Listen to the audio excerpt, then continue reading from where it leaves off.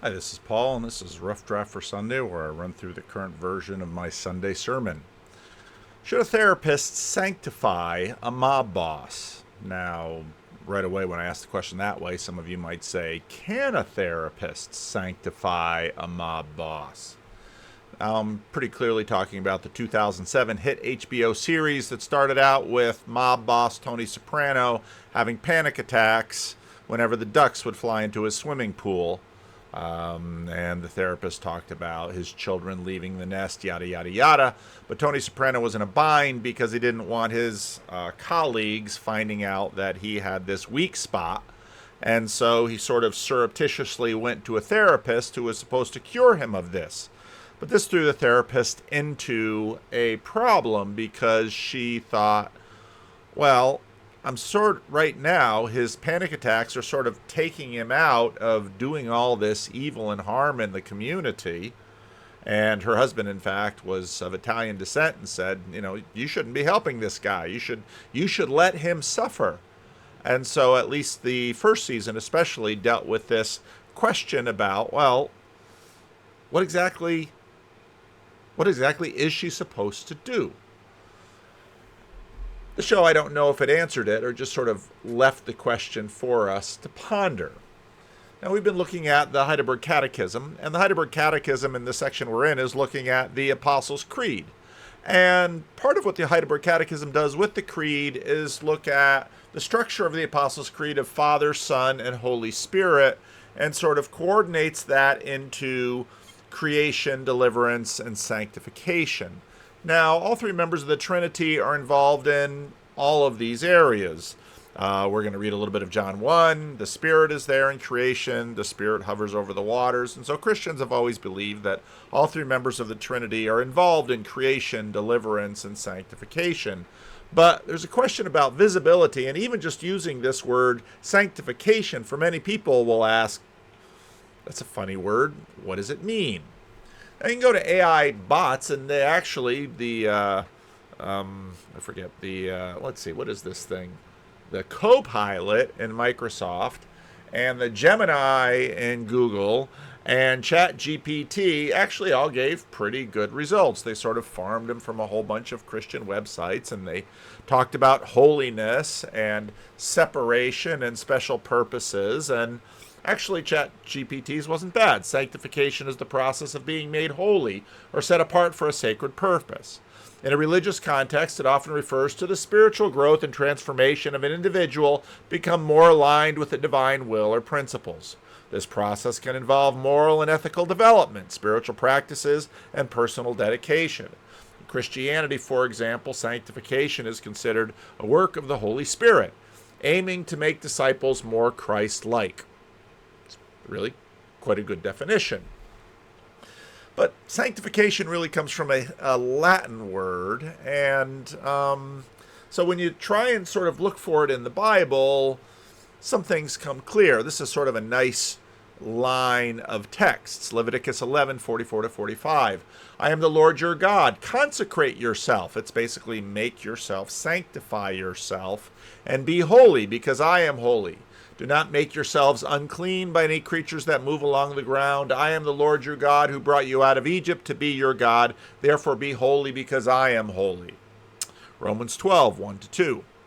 Therefore I urge you, brothers and sisters, in view of God's mercy, to offer your bodies as living sacrifice, holy and pleasing to God. There you get the sacrificial quality into it in this metaphor that Paul is making. This is your true and proper worship. Do not conform to the pattern of this world, but be transformed by the renewal of your mind.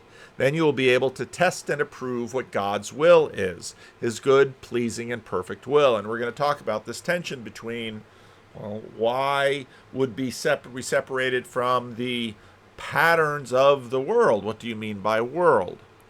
1 Corinthians 6:11. And that is what some of you were, but you were washed. You were sanctified. You were justified in the name of the Lord Jesus Christ and by the Spirit of our God.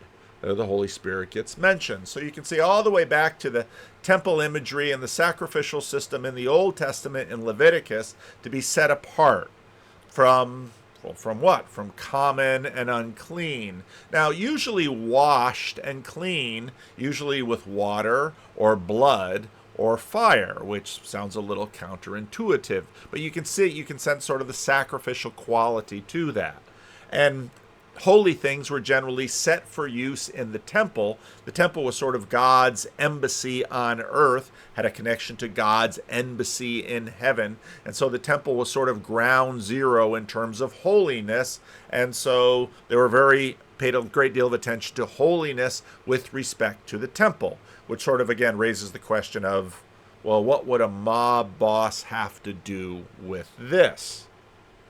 Now, our culture tends to avoid overtly religious language. In fact, on YouTube, there are abundant videos that suggest or try to help us towards betterment or health or maturity or being your best self or maxing, all of these kinds of things. We all sort of have this experience that, well, we could be better and we should be better. Sometimes I'll watch The Bachelor or Bachelorette, and usually when they're having their little one-on-one date and their dinner together, it makes a big impression when someone says, I'm really trying to be a better person. Oh, okay. Well, that's very honorable. That's very good. But, of course, Dr. Melfi had a little bit of a problem with this because on one hand, if in many ways, the question was, well, do you feel better about yourself, or are you feeling better? Well, that doesn't necessarily help in the case of Tony Soprano, because if he's feeling better, he can just go out and run extortion and gambling and prostitution and all of those things and feel just great about it. And so this betterment really needs to be connected to a much bigger system. Otherwise, it's just sort of a way of, well, trying to feel better about yourself and having better performance and sort of doing what you want to do. Is feeling better really a reliable compass? So we sort of frame it in terms of mental health.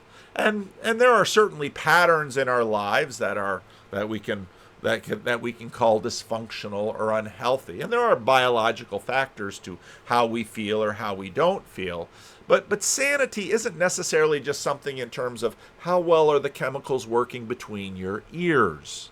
It's really a function that is much bigger and broader in terms of actually a context, in terms of the relationships that we have with one another, our relationships with each other, and our relationship with God, and by extension with God, with everything else that we are in relationship with. Now, biologists will sometimes say that if you just had an animal, or maybe even the skeleton, or even the remains of an animal, you could tell a lot about the context of the animal. You can learn things about basically how well they fit into their environment, and so you can create ideas about the environment based on the shape and function of the animal. And you can see that an eagle has wings, and you could look at the mass of the body and the spread of the wings and make determinations about gravity, about air pressure, and about all sorts of things just by sort of deducing the things around this. In other words, we are deeply tied to our context, which of course heightens the question about Tony Soprano. There's a fittedness that we see in nature between agents and their environment. Now, the Gospel of John talks about the relationship between the author of creation and creation itself. In the beginning was the Word, and the Word was with God, and the Word was God. He was with God in the beginning. Through him all things were made. Without him nothing was made that has been made. In him was life, and that life was the light of all mankind. The light shines in the darkness, and the darkness has not overcome it. But right away you can sort of sense the tension between light and darkness. The true light that gives light to everyone was coming into the world.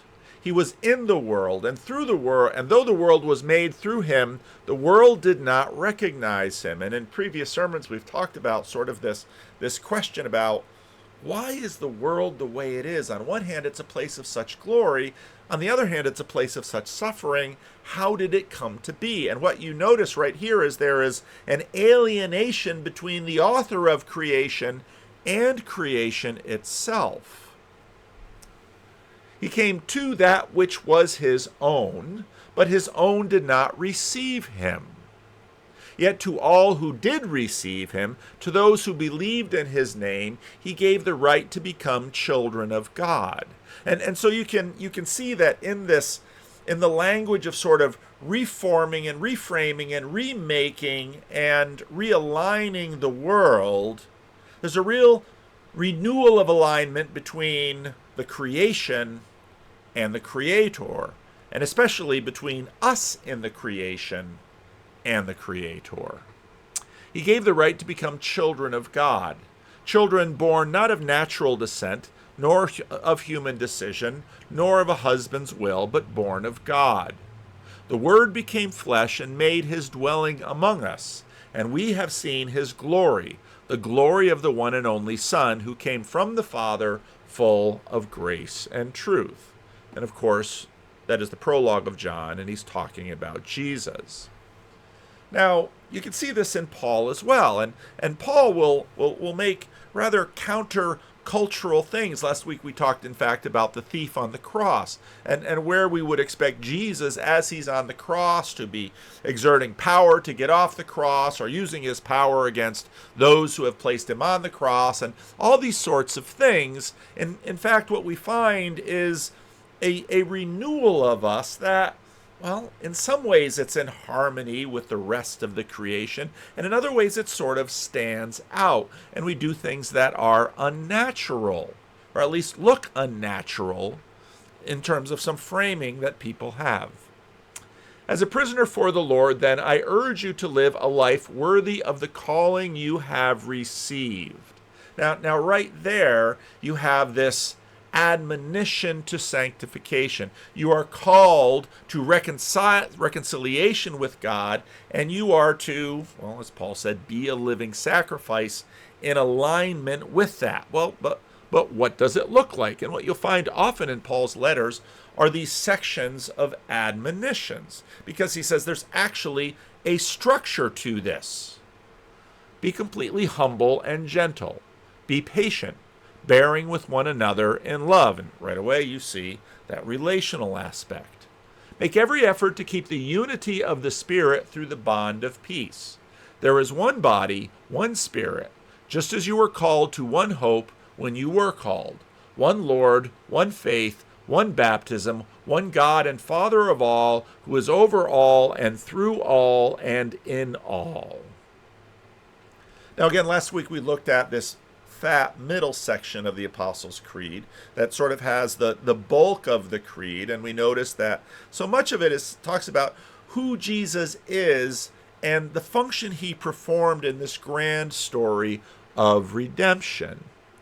And then if we go down to the Holy Spirit, well, again, all three persons are involved in creation, deliverance, and sanctification, but the Holy Spirit is highlighted with respect to things that for us probably look rather ordinary and mundane, although they didn't look that way when they were first getting started, because these things were different in terms of, well, how to get in alignment with the gods. Well, you would do sacrifices and sort of pay off the gods. Well, I believe in the Holy Spirit. How do I know the Holy Spirit? We watch the Holy Spirit in these 5 elements that are brought forth here. Now, when I started the channel, especially in the early days, people were expecting me to roll out some new thing, that I was going to roll out some new idea or some new teaching or some new practice, and I was going to, somehow sell this, and while we do have estuary, and that's a little bit something new, I basically see that in many ways as something at least in alignment with the communion of the saints. And this pointed to a lot of people when I said, I don't really have anything new. I'm really quite happy with what I've received. What do you believe concerning the Holy Catholic Church?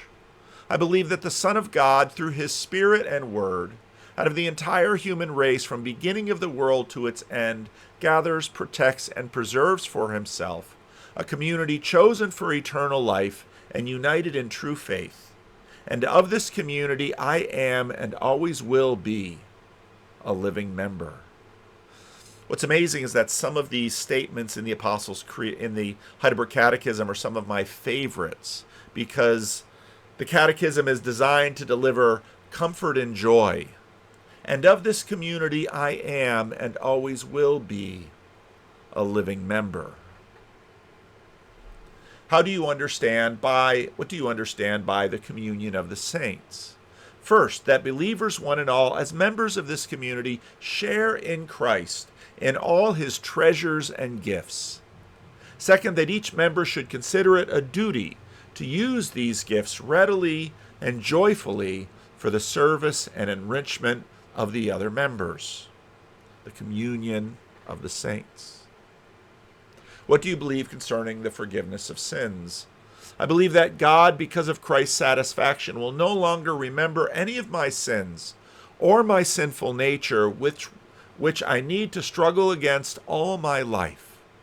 Rather, by grace, God grants me the righteousness of Christ to free me forever from judgment. How does the resurrection of the body comfort you? Notice the theme of comfort. Not only will my soul be taken immediately after this life to Christ its head, but also my very flesh will be raised by Christ, by the power of Christ, reunited with my soul and made like Christ's glorious body. In fact, as we said before, I always struggle against my sin. I must struggle against my sinful nature. I struggle against these things. But the salvation I receive will be completed, and it will be done for me by Christ. How does the article concerning life everlasting comfort you? Even as I already now experience in my heart the beginning of eternal joy. So after this life I will have perfect blessedness, such as no eye has seen, no ear has heard, no human heart has ever imagined. A blessedness in which to praise God forever. Now, I think a lot of people give up. And they give up for reasons sort of like Tony Soprano. He's like, well, I want to get what I want. And I want to use whatever I can, spiritual or material, to get what I want for me. And I don't think it finally satisfies. I don't think it's finally optimally meaningful, and I don't think actually creation was made that way. The lines of good go all the way up, and if Tony Soprano really looked at himself, maybe, just maybe, at some point, he should ask himself, if I really want to be mended, well, there will be sacrifice involved, but it has to go in a direction. Yet to all who did receive him, to those who believed in his name, he gave the right to become children of God, children born not of natural descent, nor of human decision, nor a husband's will, but born of God. The Word became flesh and made his dwelling among us. We have seen his glory, the glory of the one and only Son, who came from the Father, full of grace and truth. So be completely humble and gentle. Be patient, bearing with one another in love. Make every effort to keep the unity of the Spirit through the bond of peace. There is one body and one Spirit, just as you were called to one hope when you were called. One Lord, one faith, one baptism, one God and Father of all, who is over all and through all and in all. The healing is not just inside, it is between. It is between us and God. It is between us and each other. And it is between us and the creation.